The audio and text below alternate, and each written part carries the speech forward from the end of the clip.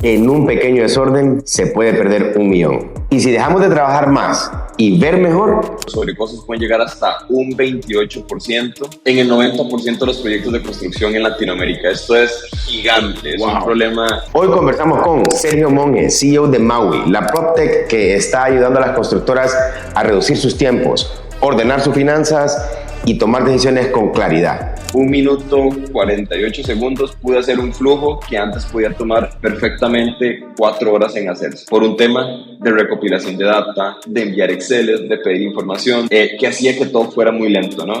Disponible en Fundamentos Media.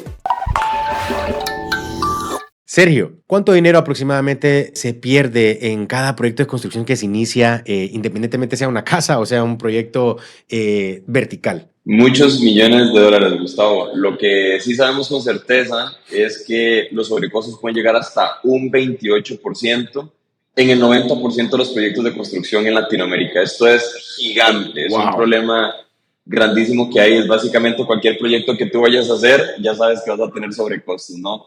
Entonces, las constructoras, los márgenes son muy pequeños y ese 28% puede representar inclusivemente que pierdan demasiados millones por proyecto, ¿no? Claro, claro, buenísimo. En esta ocasión nos encontramos en Fundamentos Media con Sergio Monge, cofundador y CEO de Maui, el proyecto que recién ganó el Startup Avenue del Volcano Summit, que coincidencialmente estuvimos también presentes por ahí y pues la verdad, Sergio, felicitarte por ese triunfo que has logrado, que básicamente pues verdad viene con una recompensa monetaria para poder desarrollar el proyecto que pues sin duda alguna para poder haber ganado en el Volcano, pues estás resolviendo un problema de bastante valor para no solamente para la región, sino que para la escala global, ¿verdad? Como lo conocemos.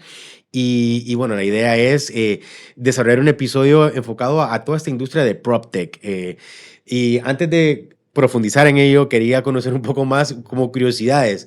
Maui es un nombre como isleño, como hawaiano, como polinesio. Contanos un poco la motivación de Maui, cómo nace el nombre Maui y cómo se relaciona con esta pasión que estás desarrollando con tu proyecto. Claro, pero primero agradecerte, Gustavo, por el espacio y la verdad un gusto habernos conocido allá en Volcano.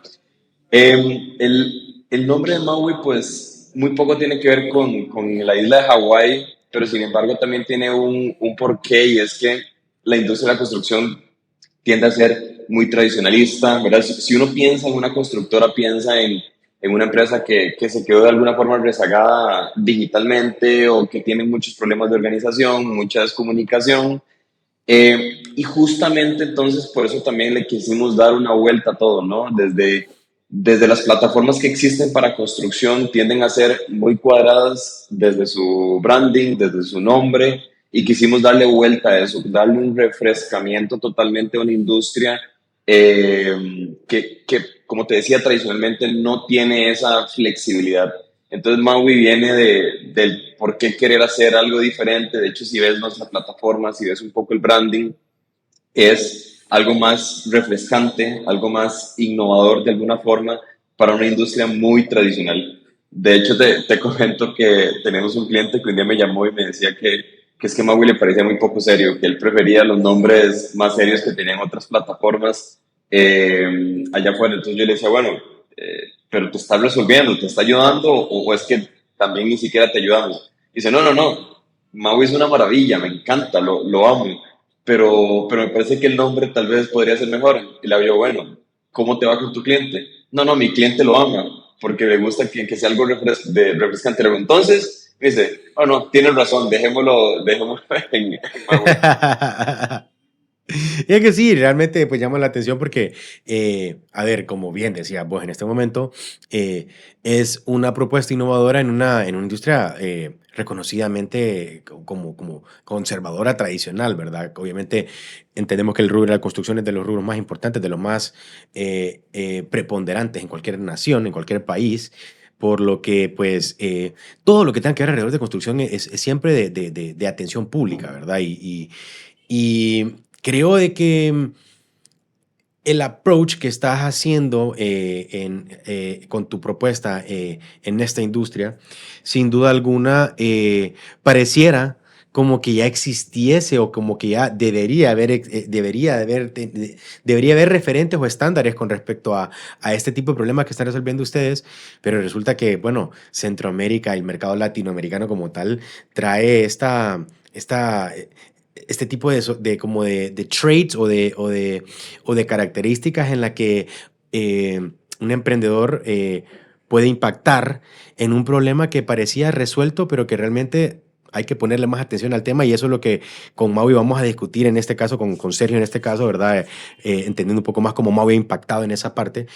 Y esos inicios de lanzamiento, Sergio, ¿cómo te fuiste vos como motivando en tecnología o tecnificar estos procesos que se hacen en Excel y facilitarlos hoy en día para que más bien en la plataforma misma puedas como dar claridad de lo que está pasando en cada proyecto? ¿Y cómo fueron esos inicios de Maui en ese trayecto, Sergio? Sí, tal vez nos tenemos que retroceder al menos 3 años y medio, 4 años hacia atrás.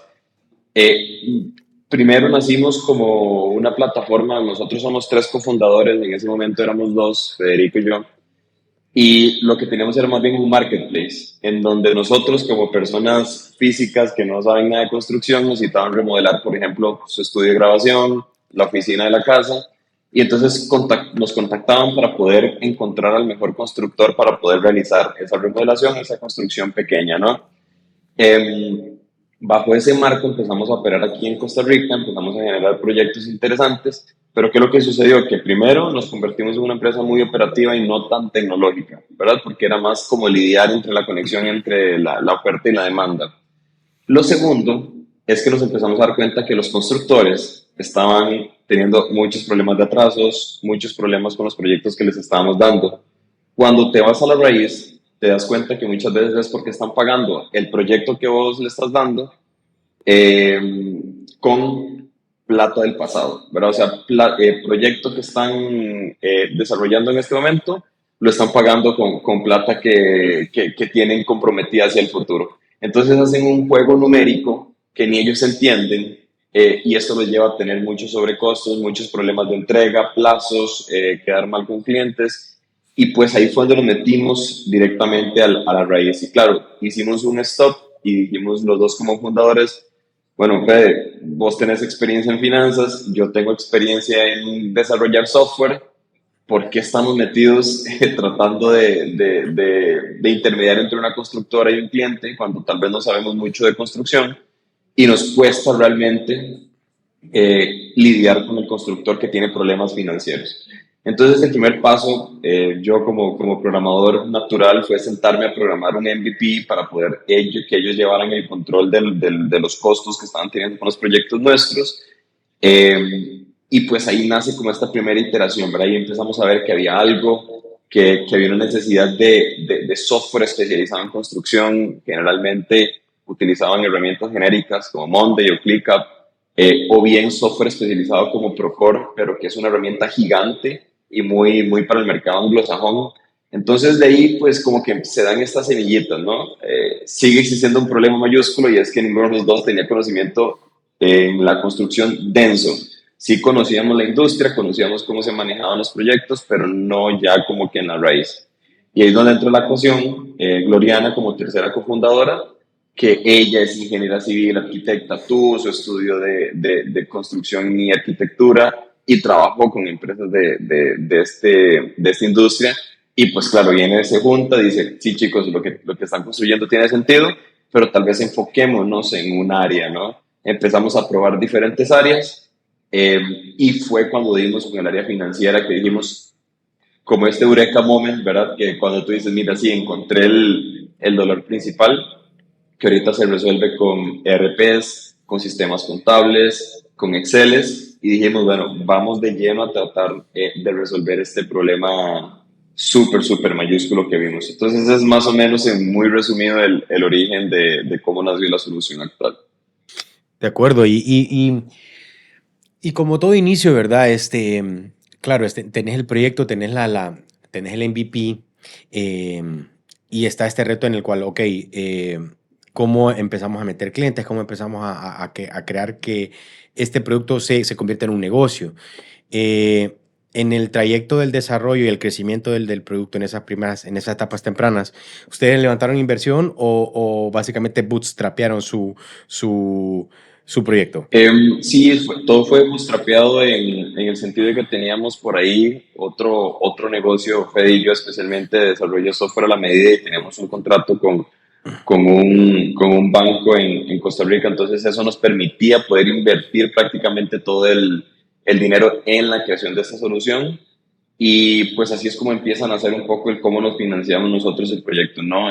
Por un lado teníamos esta empresa corriendo casi que en piloto automático, era solamente un cliente que nos servía para pagarnos algo a nosotros y nos servía para poder subsanar los costos y desarrollo de la plataforma que eran muy bajos, porque en la primera instancia era yo programando, Gloriana liderando el producto y Fede tratando de ir a conversar con clientes allá afuera para poder entender dónde estaba el hueco, ¿no?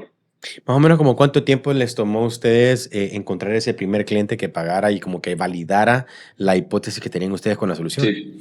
Eh, Nos pudo haber tomado tal vez unos 4 meses encontrar ya un cliente que estuviera dispuesto a pagar, porque cometimos muchos errores al inicio digamos, de alguna forma decir novatos en SaaS, ¿verdad? De pedir a los clientes que nos probaran gratis, casi que rogándoles para que nos hicieran un favor.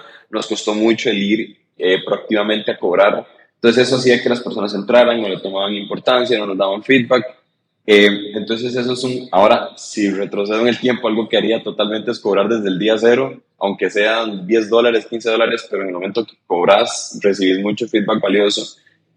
Por eso nos tomó un poco el despegue. Y en eso íbamos como mejorando el producto con el feedback de Gloriana, pero sí, 4 meses aproximadamente como empezar a generar tracción ya real de cuentas en Stripe. Y la experiencia con el onboarding eh, porque normalmente cuando te viene el primer cliente, ¿verdad?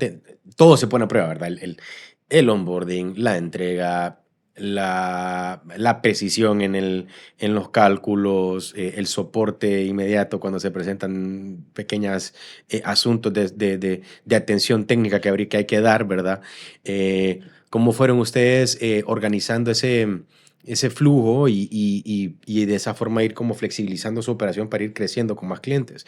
Sí, tal vez al inicio no nos preocupamos tanto por eso, porque como la adquisición de clientes fue un poco más despacio, al menos para nosotros, ¿verdad? Mientras íbamos entendiendo el cómo compraba el constructor, nos dio mucho tiempo para poder atender a los clientes iniciales de manera muy personalizada. Yo, siendo programador, podía sentarme a programar cualquier cosa que necesitaran ellos para validar rápidamente. Entonces, si un cliente decía, mira, no me está funcionando X botón, básicamente tenían contacto directo conmigo o con alguien del equipo y lo resolvíamos en cuestión de minutos, ¿no? Ya los problemas entran cuando ya tenés 50 clientes, 100 clientes, que ya así cualquier cambio que hagas puede impactar realmente la operativa de una empresa, ¿no? Pero al inicio sí te puedo decir que durante los, no sé, primeros 6 meses, primer año, no era algo que realmente nos preocupaba mucho, y siempre fue muy soporte por los founders. O sea, estuvimos ahí detrás del chat, detrás del WhatsApp, hablando con cada cliente, revisando cada problema. Entonces sí fue mucho de entender dónde estaban fallando el sistema, dónde estaba el cuello de botella con nuestros clientes, y pues nada, era fuerza bruta estar ahí lidiando con problemas y solventando lo más rápido posible. Iniciaron lógicamente en Costa Rica como mercado primario de desarrollo del proyecto, pero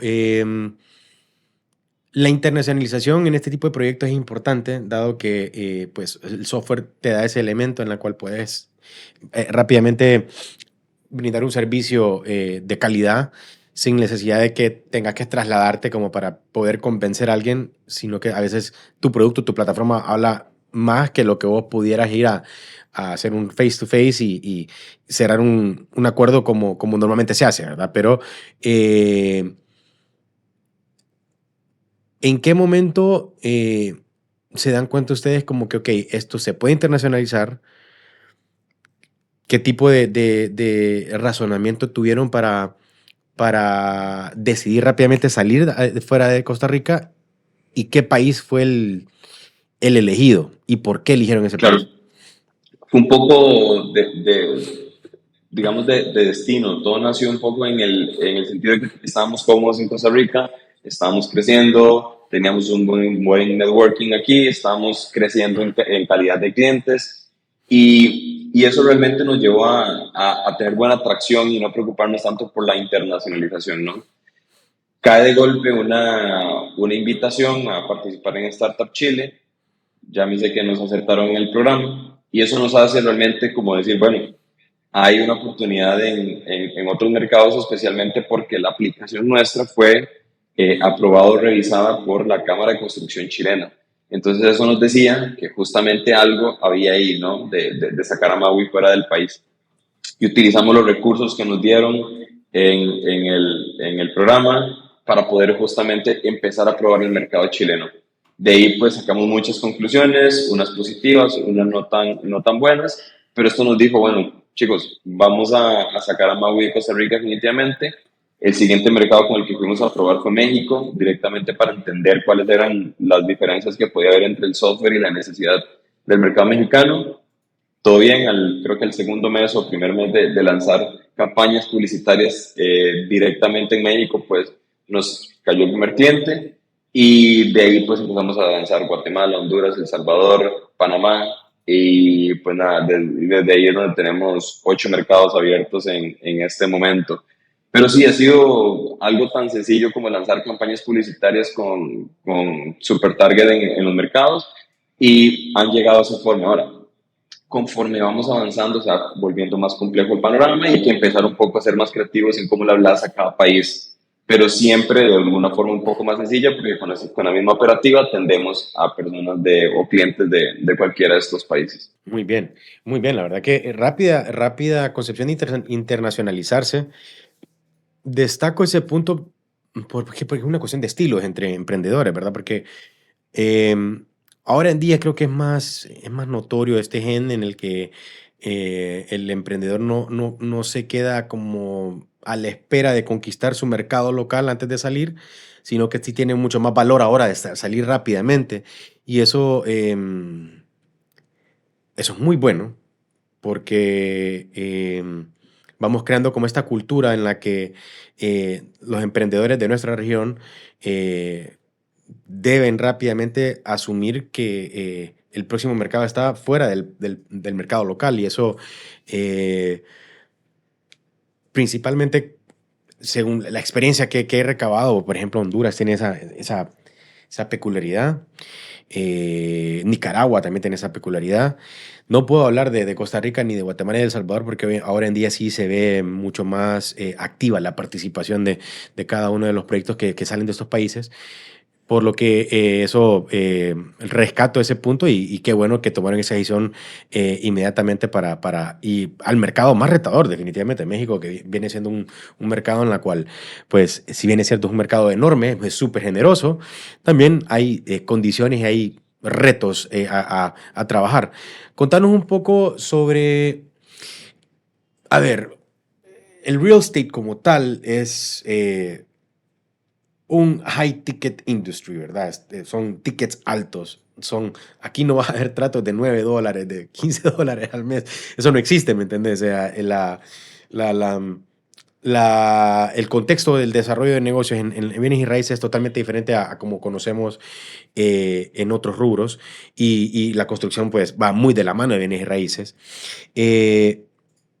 ¿Cómo adaptaron ese modelo de negocios de Maui a lo que pues exige el mercado? Porque creo que acá la estrategia de precios es crucial, porque no te puedes quedar tan corto como para no poder tener una operación estable, pero tampoco te puedes ir tan alto porque no sos atractivo para los mercados nuestros. Contanos un poco ese storyline, cómo lo fueron ustedes construyendo y cómo fueron aprendiendo el mercado. Sí, bueno, tal vez ahí la primera experiencia, ahora que decías de $9 y $2, empezamos cobrando como $20, una cosa así, o $19 y creíamos que estábamos en la cima del mundo.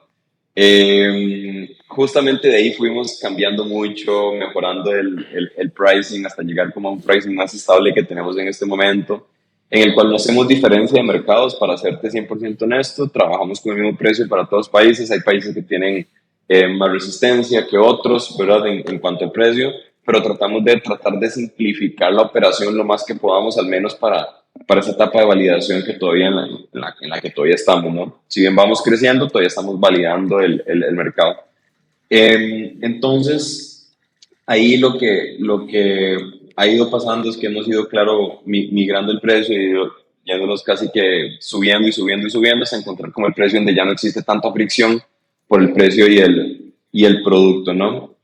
Otra cosa que hay que entender, y lo decías muy claro, estamos jugando en una industria que mueve millones de millones. Para una empresa pequeña de construcción que construye únicamente casas, por ejemplo, en un sector de alto ticket en Costa Rica, en Honduras, en El Salvador, donde fuera, procesar casas que cuesten millones de dólares no es nada extraño para ellos. Están acostumbrados a mover mucho volumen de dinero.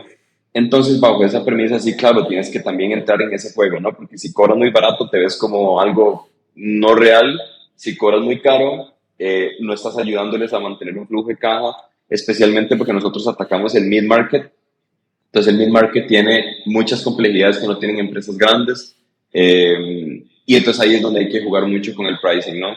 Pero la idea, lo que nosotros buscamos siempre es que ellos puedan apalancar proyectos nuevos y que con eso puedan costearse Maui, ¿no? Que sea sencilla la matemática para ellos. Porque algo que pasaba con plataformas muy grandes, la que mencionaba al inicio, es que cobran por porcentaje del presupuesto. Entonces, esto en Latinoamérica, la idiosincrasia, no queremos primero que otra plataforma sepa cuánto estoy ganando yo y cuánto estoy cobrando, ni mucho menos que me cobren por mi ganancia, ¿verdad? Entonces, no hace mucho sentido en Latinoamérica, entonces nosotros hemos tenido que tropicalizar totalmente el pricing a cómo está acostumbrada la gente a comprar. Apenas estamos viendo que la gente está acostumbrada a comprar Netflix, Prime, lo que fuera, no se pone en la plataforma que sea. Entonces hemos tenido que adaptar mucho eso hacia ese foco, pero sí, sí ha sido como un camino de entender dónde mover para poder llegarle al precio correcto. Y la verdad que, mira, como es importante hacerle ver a toda la audiencia que nos sigue, los emprendedores, empresarios, líderes corporativos que nos sintonizan.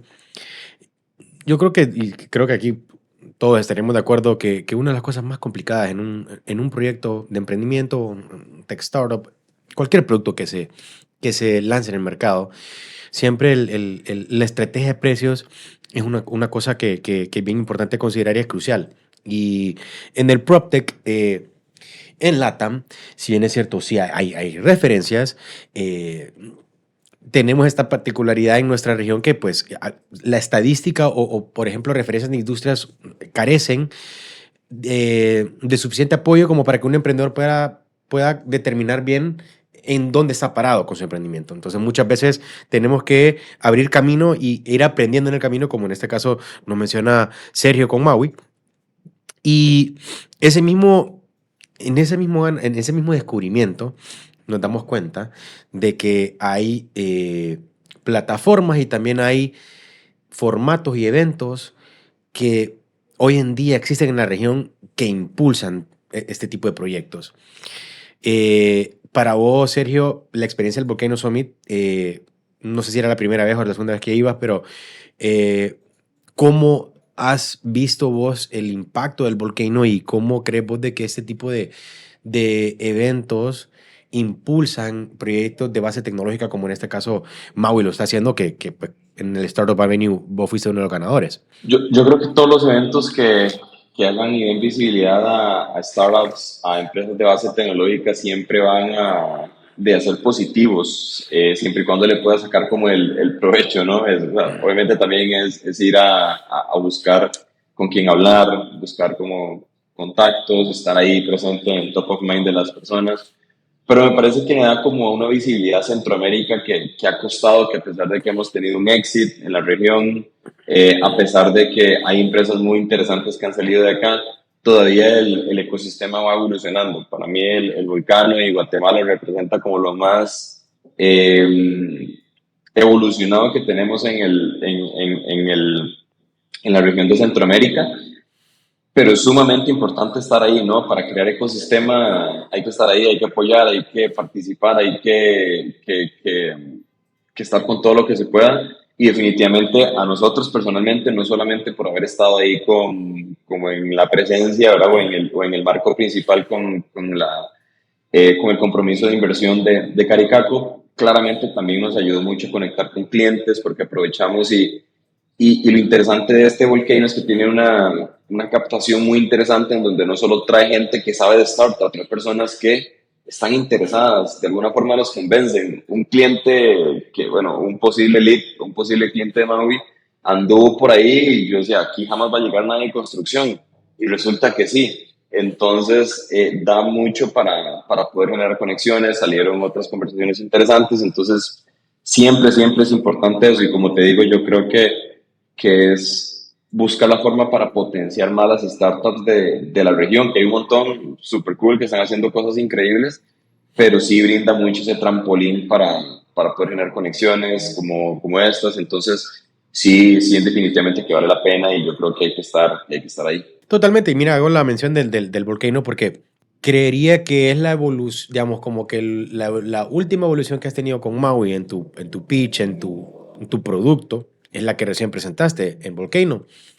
Y por ahí pues me surgen un montón de preguntas que tienen que ver con el producto o con el modelo de negocios que vamos a ir entendiendo y aprendiendo. A tu percepción, ¿cuáles crees vos que fueron como las cosas fundamentales que te llevaron a levantar el funding? No necesariamente andabas buscando levantar funding probablemente, sino que simplemente querías como probar el concepto, ver qué tan fuerte puede ser o qué tan impactante o qué tan interesante puede ser para los inversionistas. Pero media vez fuiste identificando que tenías una oportunidad latente. ¿Cuáles crees vos que podrías destacar que fueron como las cosas que fueron como conectándose para ir como llamando la atención e ir escalando en esa participación? Sí, yo creo que hay dos claves aquí desde la óptica que nosotros vemos y la primera es el ya encontrar un motor de ventas que es replicable y que es escalable, ¿verdad?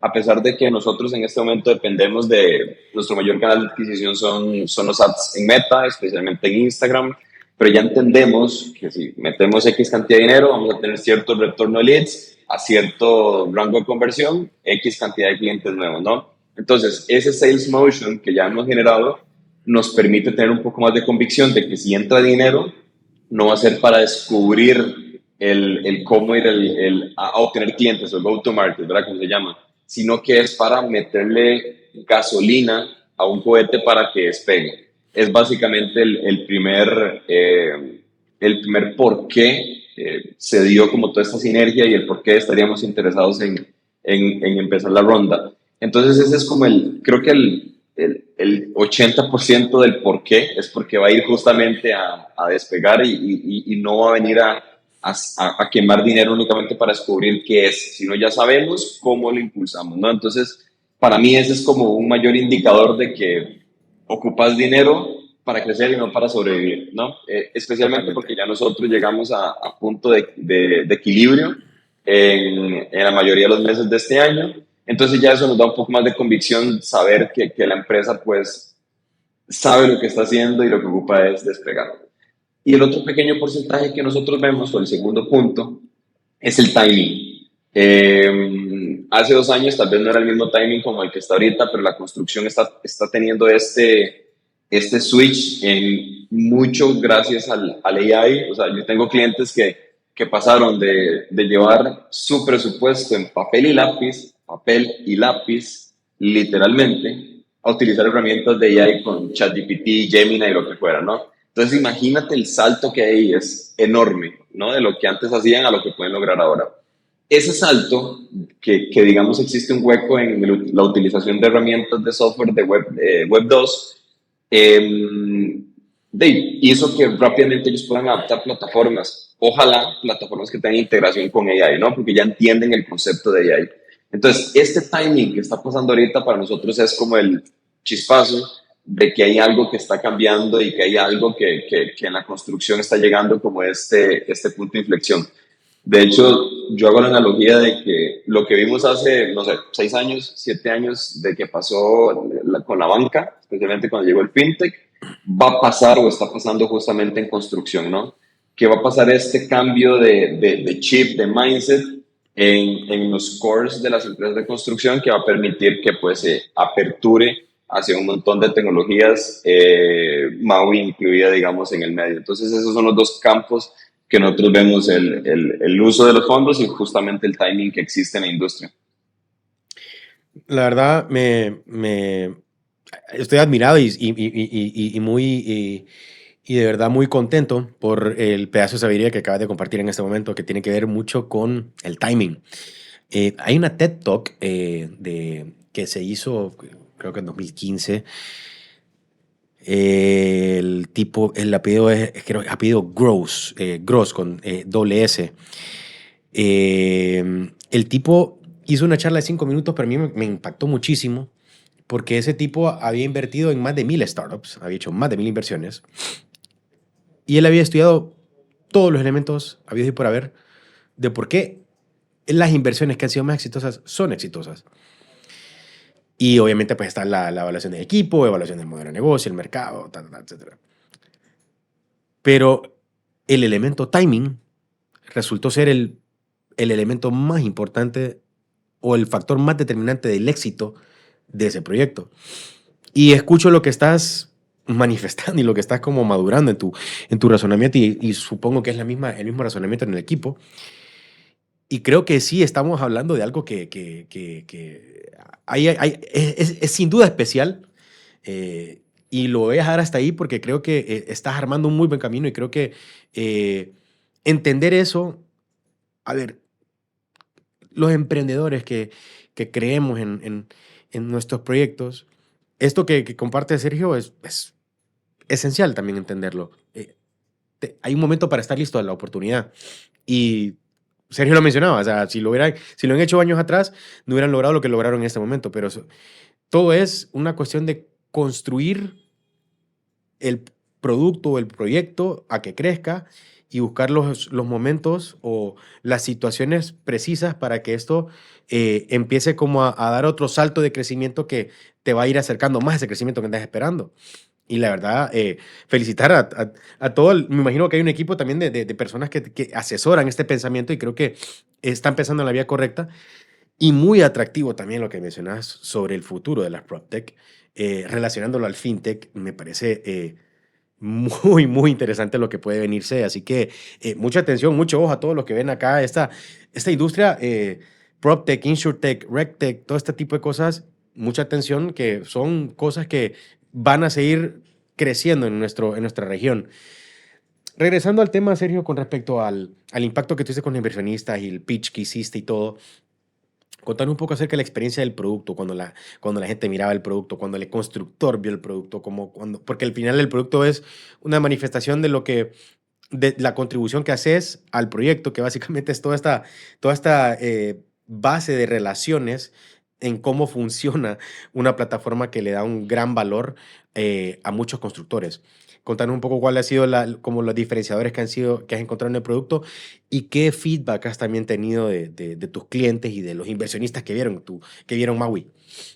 Sí, en la generalidad, bueno, primero, como te comenté al inicio, yo soy programador, entonces soy un founder orientado al producto, me encanta el producto, me encanta estar horas, no necesariamente creando el producto, pero sí entendiendo hacia dónde tiene que ir el producto, hacia dónde podemos ayudarle a nuestros clientes. Y parte del problema de la industria es los tiempos. Siempre estamos lidiando con fuegos, siempre estamos hasta aquí de trabajo. Entonces, algo que se repite mucho en la industria de la construcción es la falta de tiempo, falta de tiempo, falta de tiempo. Con esa premisa, pues claramente nosotros decimos, bueno, ¿cómo Maui puede ayudar no a generar más trabajo, sino a reducir trabajo, ¿no? Y con lo otro que se decía, con el boom del AI, nosotros decimos, bueno, el AI está aquí para poder eficientizar procesos, implementémoslos en el producto, creemos agentes propios de Maui que estén embedidos en la plataforma y hacia ahí es donde está yendo el producto. De hecho, hoy lanzaba un post en LinkedIn y mostraba un poco cómo es el flujo, digámosle, el flujo one-on-one de nuestros clientes utilizando Maui. y saqué el cronómetro y en 1 minuto 48 segundos pude hacer un flujo que antes podía tomar perfectamente 4 horas en hacerse, por un tema de recopilación de data, de manejo de Exceles, de enviar Exceles, de pedir información, de compartir información, que hacía que todo fuera muy lento, ¿no? Si tú tenías que pedir que te enviaran una factura en un formato en específico al ingeniero que hizo la compra de cemento en la ferretería X, eso podía durar perfectamente 1 hora mientras el ingeniero llegaba, se sentaba en la computadora, te la enviaba, etcétera, ¿no? Entonces, esa parte de complejidades las estamos quitando. El flujo principal es nuestro cliente sube una factura en el formato que sea, pues una imagen, un PDF, puede ser lo que sea, ¿no? Esa factura se lee, automáticamente se conecta con las partidas del presupuesto, con los ítems del presupuesto y que va ligado a una orden de compra o un listado de materiales. Y todo eso sucede con AI y empezamos a interconectar todo de forma automática. Entonces, parte de lo que nos han dicho nuestros clientes para responder tu otra pregunta es justamente eso, que los equipos administrativos, me decía un cliente de Guate justamente, que tiene 3 personas administrativas, digamos, una administradora general y dos asistentes, se ahorraron 6 horas al día entre los tres por utilizar Maui con respecto a procesos anteriores. Entonces ya con eso te respondo el valor que damos y un poco la obsesión que tenemos nosotros en la empresa de que el cliente se reduzca muchas horas de tiempo y con un equipo operativo pequeño de pueda resolver muchos proyectos, pero que a la vez esos proyectos que están resolviendo tengan mejor rentabilidad, ¿verdad? Porque no es solamente volumen, también es como con ese volumen manejamos y nos damos cuenta si estamos perdiendo o ganando dinero en los proyectos. Entonces, esa es un poco la obsesión que tenemos ahorita es en recortar tiempos y claridad de información definitivamente para toma de decisiones. Y con respecto a a las integraciones, ¿qué tipo de herramientas crees vos que pueden darle valor al ecosistema de Maui como para que... Porque, digamos, es bien fácil decir, no, integremos ChatGPT, integremos OpenAI, integremos... O sea, podemos jugar el juego de integrar, pero realmente creo que la integración, la decisión de integrar en un ecosistema como Maui, creo que la pauta te la dicta el mercado o crees vos de que también puedes como hacer pruebas internas en la cual vos vas viendo si este tipo como de integración puede darle valor al constructor o o para hacer más precisa una pregunta, ¿qué integraciones tienen dentro de Maui que le potencia el valor a Maui? Y si no han hecho o si hacen integraciones, ¿cómo deciden integrar? Porque no puedes, o sea, no es ideal, o sea, es ideal tener tener un ecosistema amplio, pero realmente no en todas las industrias lo aplica, pues, ¿verdad? Sí, con las integraciones, ya aquí poniéndome el sombrero más de estrategia de producto y más de startups, con las integraciones tuvimos mucho cuidado de hacerlas también en el momento correcto, porque sí, si no se vuelve un dolor el administrar conexiones con terceros, dependes de lo que los terceros digan. Entonces, este tipo de conexiones sí duramos y nos tomamos nuestro tiempo para lograrlas, entender qué Maui podía hacer por sí sola y qué realmente no podía hacer que necesitara una integración para darle valor a nuestros clientes. De ahí, la primera integración natural que sale es cómo nosotros podemos ayudarle a nuestros clientes en su día a día sin que salgan de lo que ya conocen, ¿no? En la mayoría de los procesos. ¿Y qué es lo que conocen en Latinoamérica? WhatsApp. WhatsApp es básicamente la herramienta que se utiliza para Así es. Sí. manejar todo, ¿no? O sea, cualquier cosa, WhatsApp. Entonces, claramente para nosotros el primer paso era cómo metíamos procesos de Maui en WhatsApp. Y de ahí nacen varias iniciativas, integramos el API de WhatsApp, empezamos a generar notificaciones, ingesta de data, todo a través de WhatsApp para que fuera sencillo para los maestros de obras, para los encargados en obra, que pudieran alimentar o ver información ellos por su cuenta sin necesidad de una app, sin necesidad de un web app, de nada de eso, ¿no? Entonces, esa es la primera integración obvia. De ahí pues nacen integraciones como lo que decías ya con LLMs de AI para poder empezar a hacer pruebas piloto.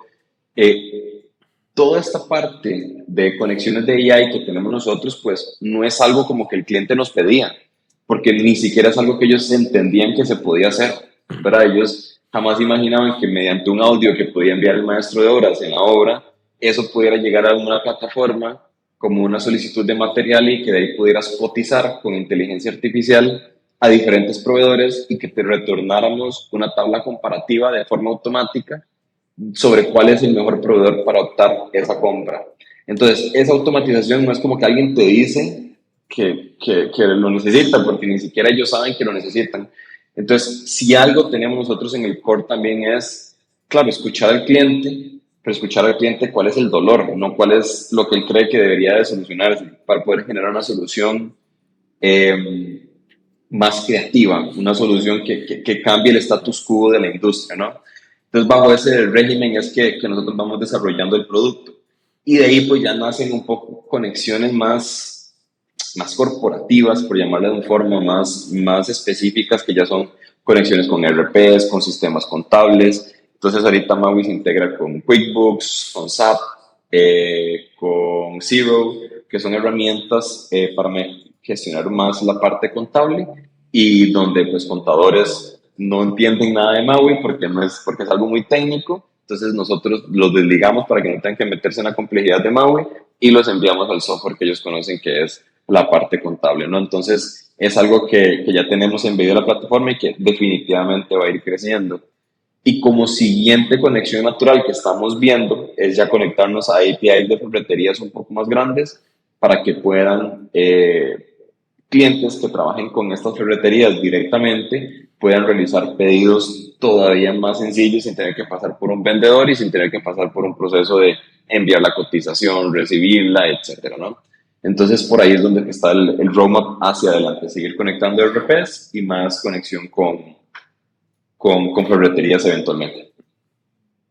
La verdad que está muy bueno, Sergio, y creo que en el caso donde está ubicado Maui, creo que es igual buen timing porque el mercado tico si hay algo que tiene es bastante tecnología adoptada. Por ende, el mercado como tal, encontrar como el suite de integraciones adecuadas te permite pues ya con una base de suites posicionarlas en otros países teniendo como validación Costa Rica, que creo que es un muy buen mercado y óptimo para validarlo. Mencionabas estas integraciones futuras en el roadmap y también hacías mención de algo que lo hiciste como una comparación de lo que hoy es y lo que puede ser PropTech, y es el término FinTech. ¿Cómo ves vos relacionándose Maui con FinTech o con bancos? Porque hay hay una muy buena oportunidad también como de profundizar un poco más en perfilar los constructores o las personas que están construyendo. ¿Qué ideas o qué oportunidades ven ustedes por ahí? Sí, ahí la oportunidad es también muy clara para nosotros. Ya Maui en este momento se encarga de gestionar la transacción, o más bien visibilizar la transacción de un montón de costos, ¿no? O gastos. Desde los gastos que hago con proveedores, con subcontratistas, hasta los pagos que le solicito a mis clientes. Maui es el centralizador de toda esa información. Entonces ya nosotros le ayudamos a gestionar esas transacciones. Para Maui es un camino natural realmente meterse en el medio de esas transacciones y poder facilitarlas de alguna forma con diferentes medios que haya, ¿no? Aquí hay un sinfín de oportunidades, no estamos en el momento para entender cuál es la mejor. Sí tenemos, digamos, una visión a largo plazo de que Maui pueda subsanar o entrar en ese juego para justamente hacer que toda la industria se mueva más rápido, que no dependa de compliance, que no dependa de créditos, sino que pueda moverse un poco más sencillo, pero definitivamente que todavía estamos muy early para entender el dónde vamos a jugar, ¿verdad? Hay, como te digo, un montón de áreas en las que podríamos participar, pero ahorita nos estamos encargando estrictamente y con el foco bien puesto en darles visibilidad y que eliminen los sobrecostos la mayor cantidad posible, y de ahí vamos a ver hacia dónde nos dictará el futuro. La verdad que sí, o sea, no hay tampoco prisa de empezar a probar productos que tal vez no se te han solicitado o quizás que el mercado también no lo demanda. Entonces creo que también la espera o el timing para eso también va a ser clave para que de esa forma también se pueda entregar un producto que tenga valor en todo este flujo nuevo que se está organizando en lo que propone Maui, ¿verdad? Porque el tema con Maui es lo siguiente. Vos estás conectando la tecnología con construcción y claramente hay un reto educativo porque parecieran como que son polos opuestos, pero en realidad no es que son polos opuestos, sino que simplemente hay, creo yo, una oportunidad educativa en la que se puede moldear una nueva manera de concebir y desarrollar proyectos de construcción. En el caso de ustedes, con la propuesta que están facilitando a los constructores, a los desarrolladores de proyectos, ¿qué tan importante es la educación y cómo ven la importancia de involucrar varios actores a que también abonen al crecimiento de una nueva manera de llevar a cabo proyectos de construcción en Latinoamérica y en nuestra región centroamericana?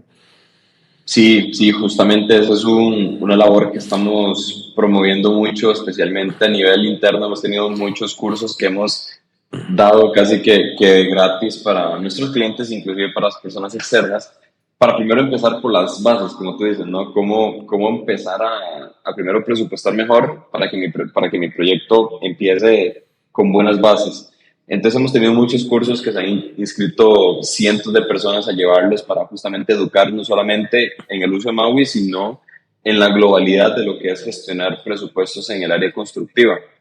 Y ya dentro de la plataforma tenemos todo un esquema de academia, de hecho se llama Academia de Maui, donde tenemos nuestro equipo de Customer Success, brinda justamente un camino para que una persona que entra a utilizar Maui pueda entender cómo sacarle el mayor provecho a la plataforma, cuáles son las buenas prácticas para gestionar los presupuestos, cuáles son las buenas prácticas para gestionar toda la información que se ingresa para obtener los mejores resultados y por ende entregarle mejores reportes a sus clientes. Entonces tenemos toda una academia que se encarga justamente de educar bajo ese camino y de certificar a nuestros usuarios en el uso de la plataforma y que así pues esto nos lleva eventualmente también a un network effect de alguna forma en donde ya vamos a tener muchas personas a través de todos los países certificadas en el uso de Maui y cuando constructoras se muevan hacia otras constructoras y las constructoras quieran en Maui, pues esas personas ya tienen la capacidad de utilizar nuestro sistema y por ende entonces toda la adopción se vuelve un poco más sencilla para todos, ¿no? Entonces, la parte educativa es muy importante, más en una industria, como hablábamos al inicio, que apenas está en esta transformación, que se está viendo muy fuerte, pero que es un cambio de paradigma sí o sí para muchas empresas.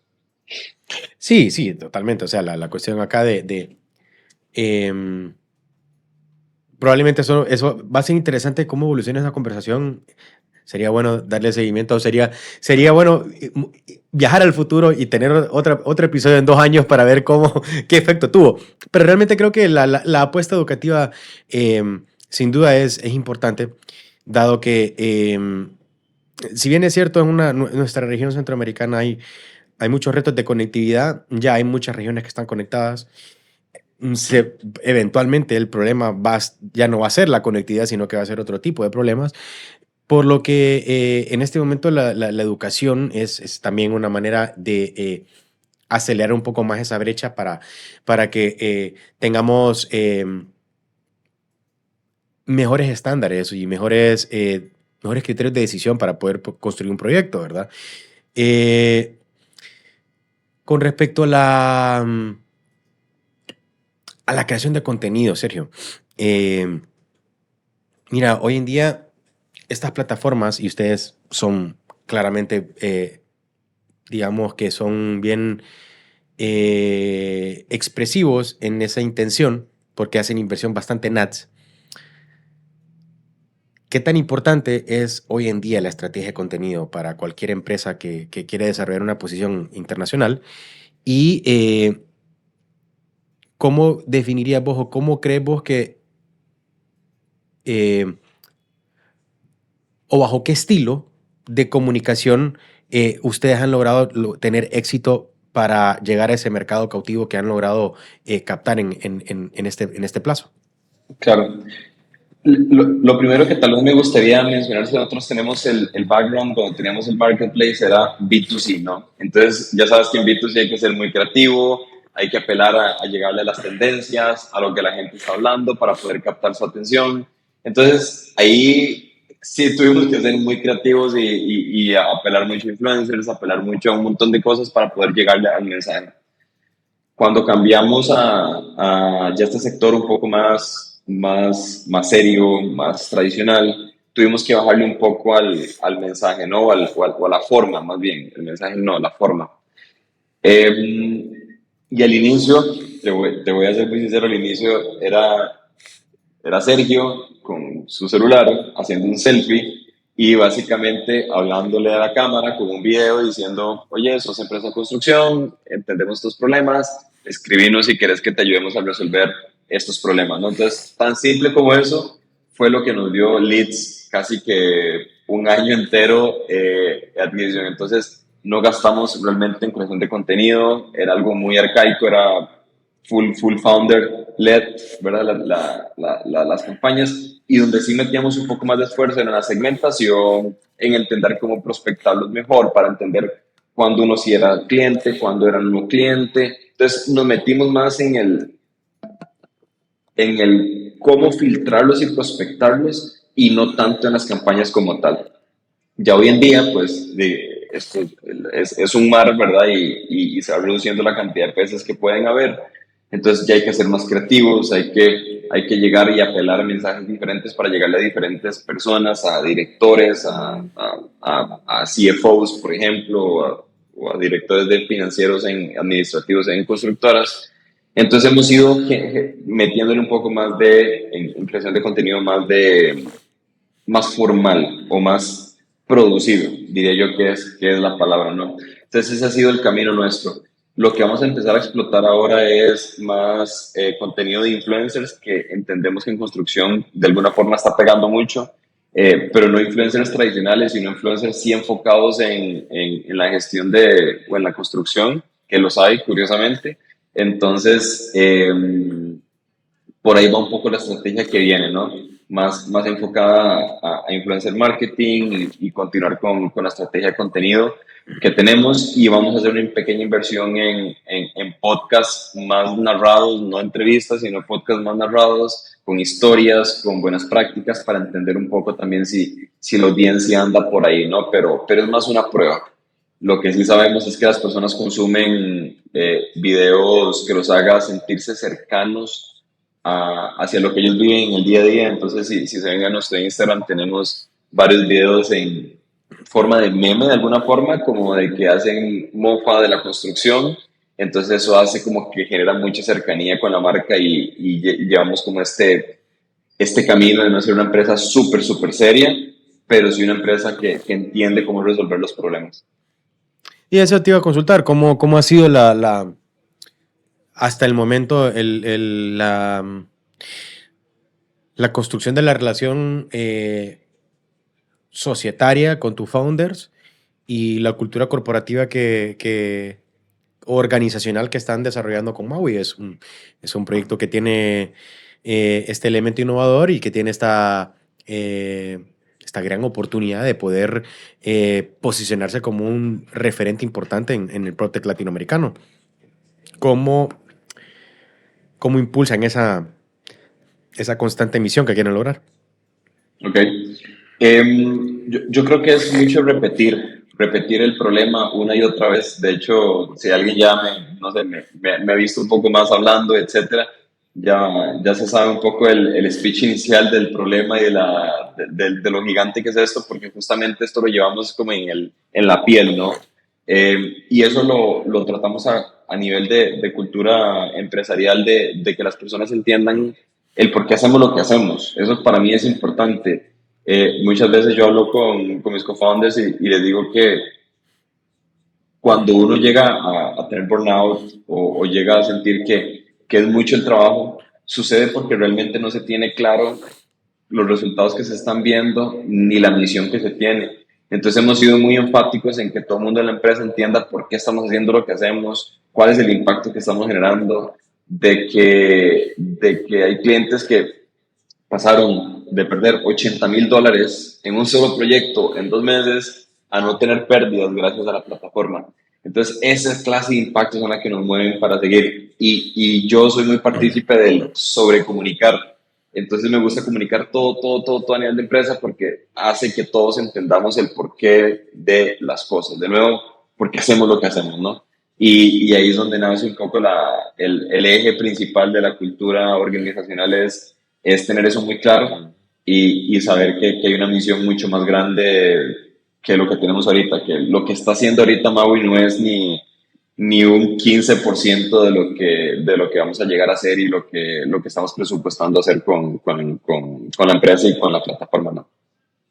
Buenísimo, la verdad que sin duda la conversación que hemos tenido con Sergio ha sido de gran valor. De verdad, reconocer que cada vez más se presenta proyectos que tienen una proyección de crecimiento bastante importante. Y no me refiero a una proyección de crecimiento modesta, creería que es una proyección de crecimiento que puede ser de esos crecimientos que hacen headlines en revistas y en noticias de diferentes medios. Para nosotros como Fundamentos Media nos enorgullece y nos alegra mucho de tener la oportunidad de poder conversar en estas etapas con las diferentes empresas, emprendimientos, proyectos que están llevando a cabo en la región, porque sabemos de que muchas de estas pueden ser el presente de mañana, ¿verdad? Donde pues estamos construyendo esto, pues, ¿verdad? Que líderes como Sergio están marcando una diferencia importante de cómo hacer las cosas y qué buenas prácticas hoy en día para poder tomarlas en consideración al momento de que vos inicies tu proyecto o, o quieras invertir en un proyecto. Sergio, como comentarios finales, ¿qué apreciación tenés vos sobre el futuro de la PropTech? ¿Vos crees que en algún punto todo este tema de tokenizar activos digitales y del blockchain, el Web3, también se va a adaptar a la construcción? ¿Cómo se están preparando ustedes? ¿Y qué consejos quisieras compartir también a la comunidad emprendedora que está con este ímpetu de también iniciar sus proyectos? Ahí tal vez no tengo como un pensamiento muy fuerte para responder la primera pregunta, sobre tokenización, sobre el Web3, sobre hacia dónde va esa parte más del real estate, de flujos de compra. Definitivamente me parece que es algo que ya está, ni siquiera es algo tan futurista, es algo que ya está teniendo impacto. Hay muchas formas por ejemplo, de invertir en real estate con tokenización. Entonces me parece que es una realidad que todavía hay como que esperar a ver si despega, especialmente cuando hablamos de Web3 y que hubo un boom y parece como que no siguió ese boom. De nuevo, no quiero decir que algo no va a pasar, especialmente cuando no es mi expertise, pero es un poco lo que veo, ¿no? Lo que sí veo es la introducción de AI en un montón de procesos constructivos de predictibilidad, de finanzas, de facilitamiento de gobernanza de datos. Entonces, ahí es donde yo veo como mucho el impacto, y por lo que te decía al inicio, ¿no? Como que siento que, o se ve que el AI está siendo como de alguna forma universal, y que la construcción como tal lo esté adoptando, me parece algo increíble, ¿verdad? Cuando les ha costado mucho adoptar. Entonces, el AI para mí es donde va a haber mucha diferenciación en la construcción a cómo se hacía antes, a cómo se hace ahora. Justamente ayer un cliente me llamó y me decía que estábamos muy atrás porque nos faltaba AI dentro de ciertos módulos, y yo como, ok, bueno, contame un poquito. Entonces me explicaba que es que él subía ciertos flujos en Gemini y no sé qué, y entonces yo le decía, bueno, pero no es como que esto sucede por... Te dio una rascada en el ego, ¿ah? ¿Serio? Sí, sí, sí. Entonces, es lo que uno tiende a mostrarle otras cosas que no te preguntó para responder. Pero en el fondo, lo que quiero decir con esto es que ya la exigencia es diferente, y ya te están exigiendo cómo cosas que ellos pueden hacer con su chat, en ChatGPT o en Gemini o el que fuera, cómo lo pueden utilizar en la plataforma que están utilizando y las plataformas que están utilizando. Ni siquiera es un tema Maui, es en todas las que utilizo.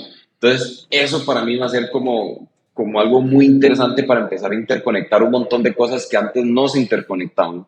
Y ahí es donde veo una oportunidad muy grande de que pueda haber un valor gigante en la industria, ¿no? Especialmente en construcción. Muy bien, la verdad. Y consejos, comentarios finales que quisieras compartir a la comunidad emprendedora, a los desarrolladores de productos, de construcciones, de proyectos de construcción y si habrá algo que quisieras como darle cierre como para que también quede como este statement de Sergio. Ujú. Sí, tal vez empezando por el gremio en el que estoy, que es construcción, es justamente empoderarse e innovar. E innovar no quiere decir gastar dinero en plataformas, gastar dinero en desarrollos propios. Innovar es desde el core de la empresa empezar a impulsar un pensamiento más crítico, cambiar el status quo de los procesos. Construcción es tan fragmentado y tan complejo que hay miles de procesos y se puede empezar por uno que duela, empezar a digitalizarlo, empezar a mejorarlo y ya eso es innovación. Entonces muchas veces nos ha pasado que llegan clientes que dicen, es que yo quiero digitalizar todo, todo, todo, todo, todo, todo. Entonces nuestro consejo es un poco como, a ver chicos, vamos primero por dónde está el pain point, ¿verdad? ¿Dónde perdemos más tiempo? ¿Dónde perdemos dinero? Y empecemos por ahí. Si Maui lo puede resolver bien y si no, pues te recomendamos más bien que empieces por acá, ¿no? Creo que eso es como lo que vemos más fácil para una empresa de construcción que son empresas complejas del cómo empezar, ¿no? Innovar. De nuevo, innovar no es meter tecnología de golpe, sino es empezar a cambiar el status quo, el chip, el cómo las personas piensan, el cómo ven sus trabajos. Cuando empezamos a tener eso, lo demás viene como en efecto en cascada.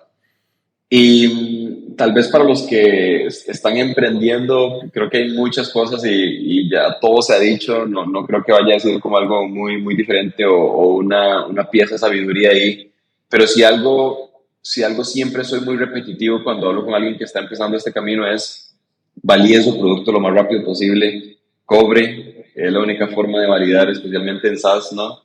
Validen rápido, no se queden durmiendo en desarrollar el producto ni la solución perfecta. Y definitivamente enamórense del problema. La solución siempre cambia.